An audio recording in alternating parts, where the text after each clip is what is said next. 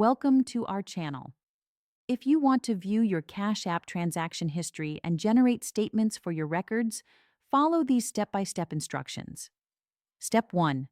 Open the Cash App on your smartphone and log in using your credentials or biometric authentication. Step 2. Tap on the clock icon or Activity tab at the bottom of the screen to view your transaction history. Step 3. Browse through your recent transactions, including payments sent, payments received, cash card purchases, and Bitcoin transactions. Step 4. To generate a detailed statement, tap on your profile icon in the top right corner.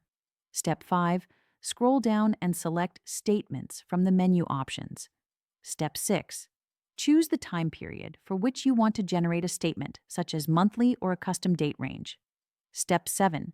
Review the statement details, including all transactions, deposits, withdrawals, and fees charged during the selected period. Step 8. Download or email the statement as a PDF file to your email address for your records, tax filing, or accounting purposes. Don't forget to like this video and subscribe to our channel.